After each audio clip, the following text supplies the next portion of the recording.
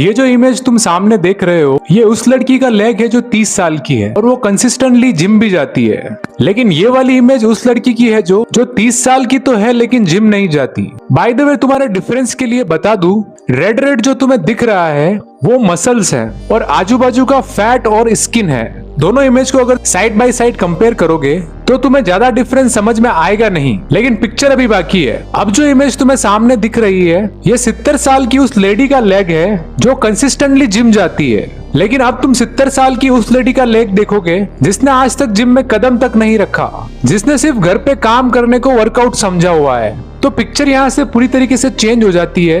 दोनों 70 साल वालों का लेग अगर हम साइड बाय साइड कंपेयर करें तो डिफरेंस यहाँ पे जमीन आसमान का नजर आता है। लेकिन अगर हम दोनों जिम जाने वाले केसेस को साइड बाय साइड कंपेयर करें, 70 साल की लेडी के लेग में और 30 साल की लेडी के लेग्स में बिल्कुल ना के बराबर डिफरेंस है। हम सबको पता है कि मसल्स हमारी बॉडी के लिए कितनी ज्यादा जरूरी है। हमारे बैठने से लेकर खड़े होने तक, चलने से लेकर दौड़ने तक, सभी कंडीशन में तुम्हारी मसल्स ही हमारी बॉडी फंक्शन करने के लिए सपोर्ट करती है। अब दोनों लेग्स में इतना ज्यादा डिफरेंस आया कैसे, वो समझाता हूँ। बायोलॉजी का एक सिंपल सा फंडामेंटल है, यूज इट और लूज इट। मतलब बॉडी में मौजूद कोई भी चीज अगर तुम कम यूज करोगे तो टाइम बीतने के साथ वो चीज उतनी ही ज्यादा कमजोर होती जाएगी।